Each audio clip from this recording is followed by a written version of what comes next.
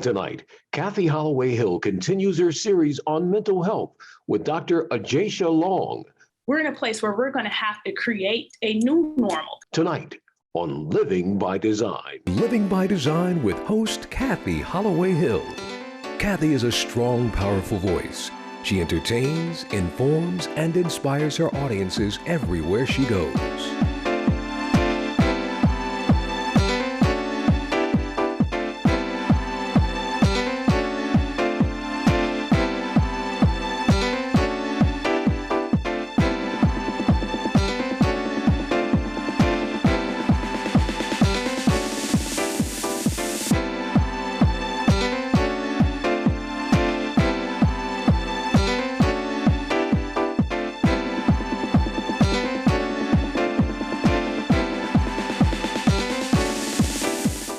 Good evening, everyone. I am Kathy Holloway Hill, and I am so excited and thrilled to continue our Healthy by Design mental health awareness series because there is so much going on, not only in our country, but in our world today.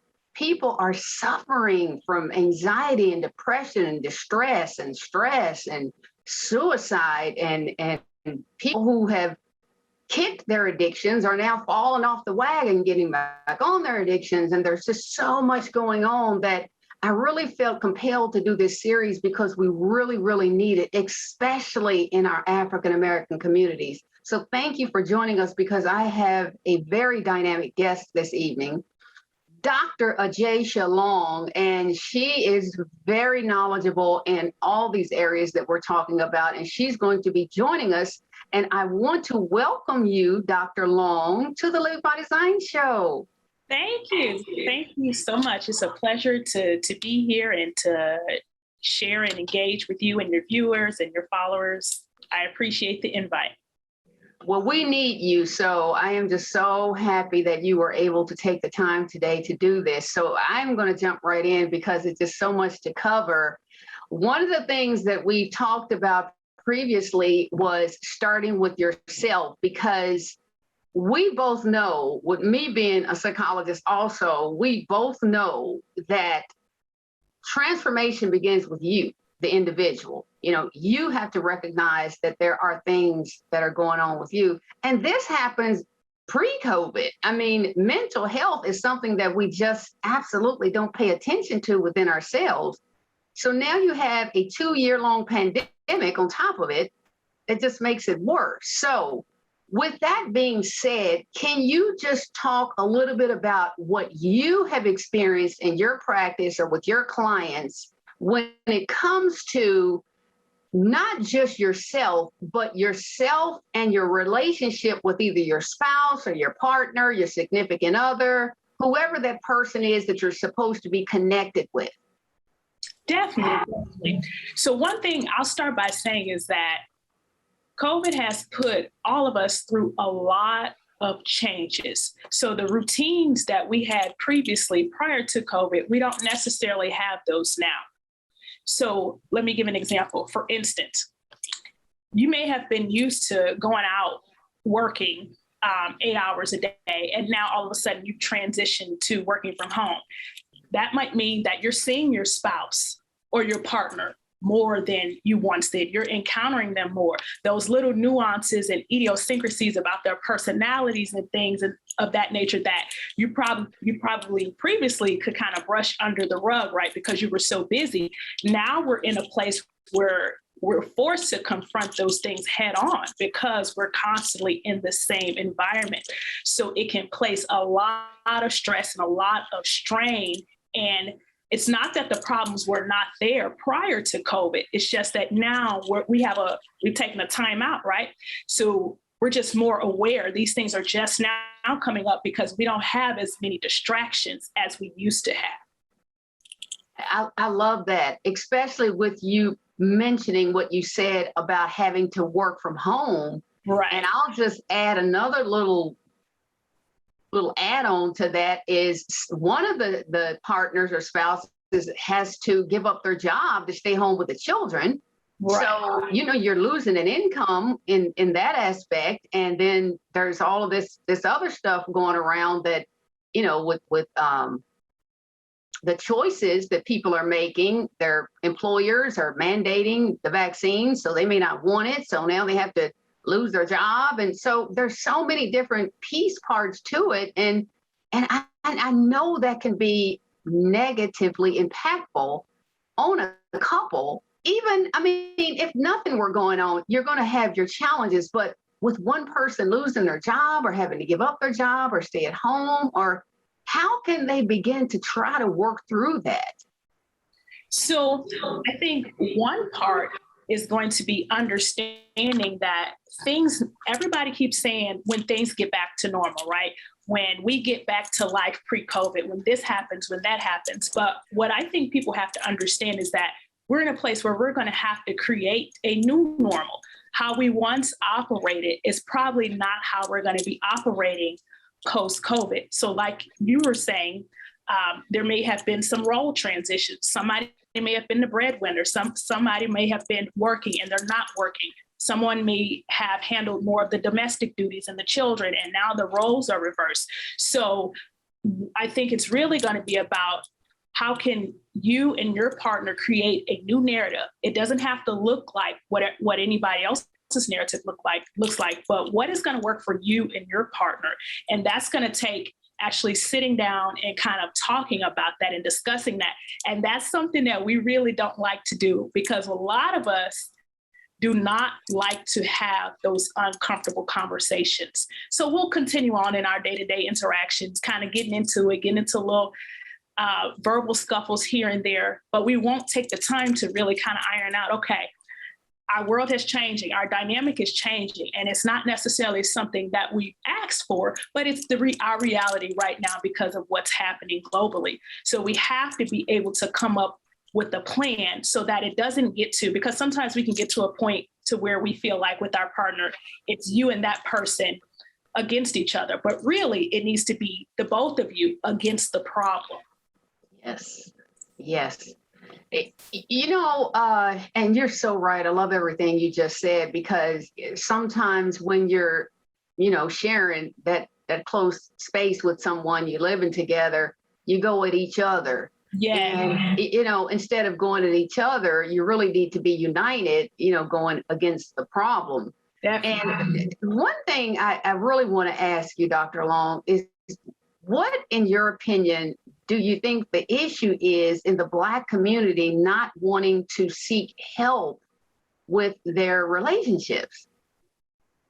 So to really get at the meat of that really, we would really have to get into historical help-seeking behavior as far as the African-American community, communities of color. A lot of times we were taught that what goes on in our home stays in our home, right? You don't tell anybody else about your business. You don't go and put yourself out there. You don't go and seek out help, because that might make it look like, oh, there's something wrong with you, or, oh, there's, our household is dysfunctional. And sometimes it can also come down to just a downright mistrust. Psychologists, counselors, mental health professionals, people like myself are associated with the medical community. So the African-American community has a historical mistrust, rightfully so. There's been many things that have happened to our community that might cause us to view medical professionals in a certain light.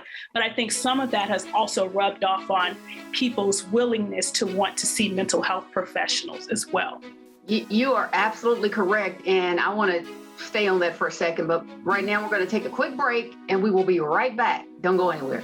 Welcome back. I am here with Dr. Long, and we are having a great conversation in our mental health awareness series.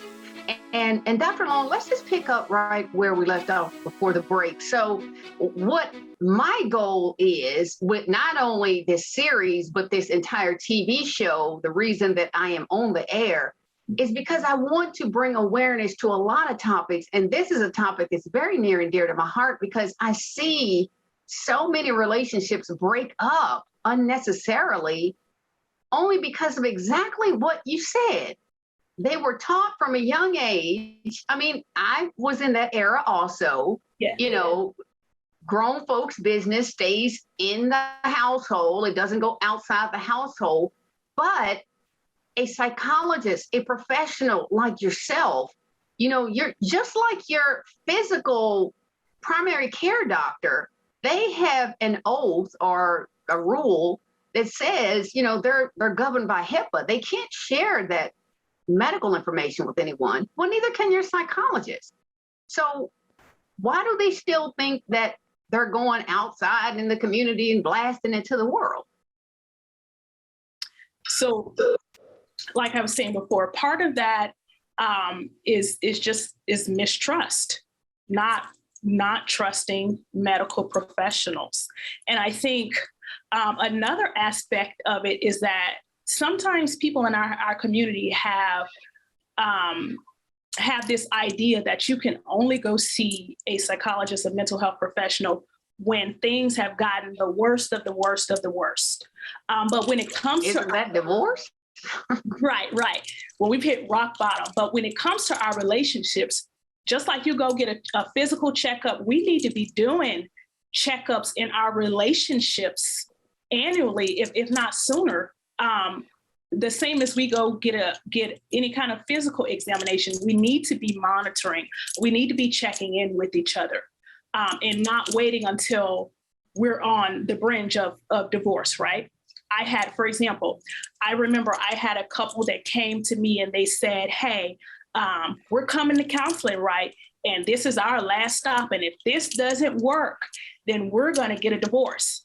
When they should have been coming first. So it can't be the last stop when you feel like all hope is lost and we're going to give up. We have to be reviving and pumping life into our relationships throughout the relationship's lifespan. And that can even start from the dating phase, right? Constantly having these important conversations. A tip that I like to have also is when we talk about relationship checkups, having a specific time every month or even every couple of weeks where you and your partner decide to take an hour to discuss some of those hard things, right? Some of those things that we don't really want to talk about, but they're needed. So we have to set those times aside. And if you feel like you and your partner cannot do that effectively without going at each other, or you all can't hear each other's sides, then that's when perhaps we need a mediator. And that is not a bad thing. Our relationships, we need support from others to keep our relationships going. And that's not your best friend. Right. Yes. Someone who is unbiased, right? Someone who can give you some concrete tools and some knowledge. And like you said, not your best friend, not someone that's going to just side with you, but someone that's going to kind of call you out on some of your things as well and want you to acknowledge the part that you played in the relationship. That is so true. And the first thing, because I think people don't connect the physical and the mental, emotional. Mm-hmm. You go to your primary care doctor because you have high blood pressure or diabetes or a chronic illness. Well, how do you know, as you age, those neurotransmitters, and I don't mean to get real technical, but I am going to ask you to go ahead and get kind of technical. Because those neurotransmitters in your brain, they sometimes can, menopause can throw them off. Yes. Male andropause. Yes, men go through a certain phase of something we call andropause, just like menopause. That can alter the neurotransmitters. That can bring on depression or anxiety or things within you. So now you're throwing it off onto your partner. Yes, so you got to first understand, what are you dealing with? So you got to go to your doctor, whether it's your primary care doctor or whoever is proficient in mental health, to know what you're dealing with before you throw it on your partner. And I think that's an excellent point, because a lot of times we set up ourselves up for failure when we're looking for our partner to be the end all be all, right? To be able to meet 100% of our needs, and nobody can do that. It's not realistic. There are some things that you have to take care of within self to even be in a healthy relationship dynamic. So if you're coming in and you're kind of wounded and you're kind of dragging because you are not necessarily at your best self as well, and you can't rely on another person to try to fix what needs to come from the inside. A lot of us have internal work that can only be done when we take the time to stop and acknowledge what's going on. And we don't like to do that because, again, we love to get caught up in distractions and work and church and with the kids and do this and do that. And that's why with COVID, it's been so uncomfortable, again, because we have to stop. And we're all of a sudden we're flooded with these emotions. And we're like, what is this? We don't know what any of these things are, but they've been there all along. And we're limited. We can't go out. So, you know, that person is right in your face all day. Exactly.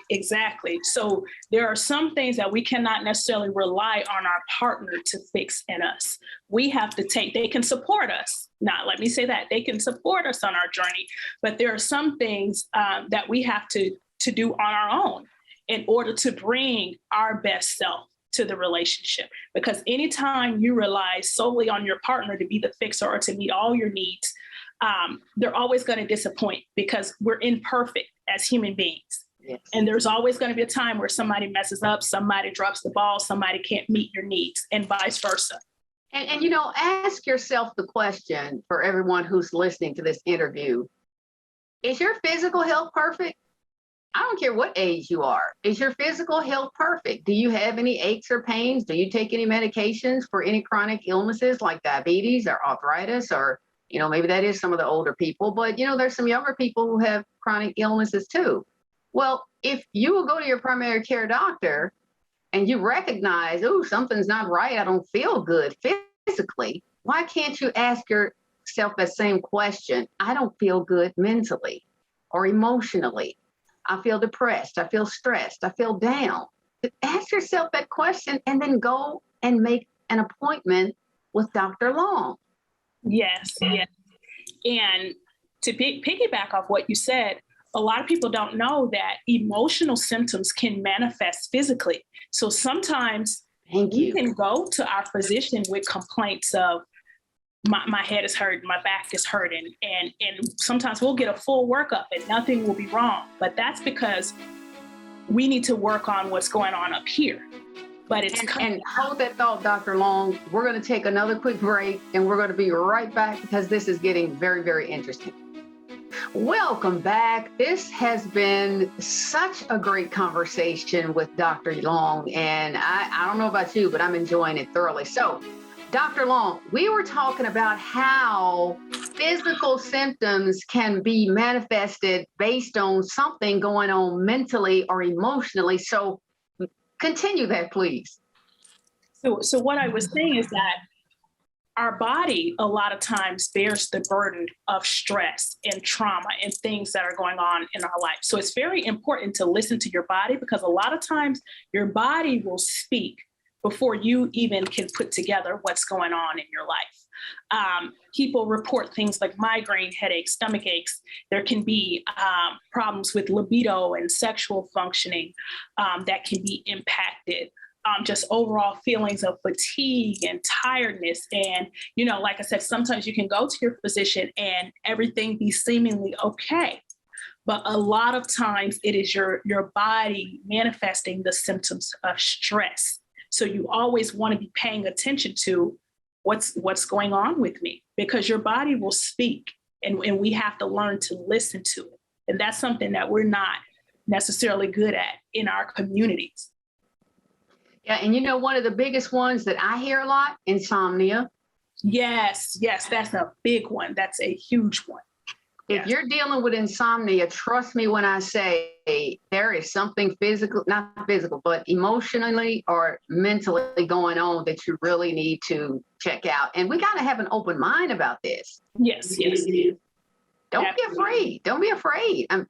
Now, one of the things, you know, kind of segueing into the next question I want to ask you or discussion I want to have is if people are open-minded enough and brave enough to seek, if you can even go to your primary care doctor and tell them about your mental symptoms. I mean, there's nothing wrong with that, emotional things that you're dealing with, because they can refer you.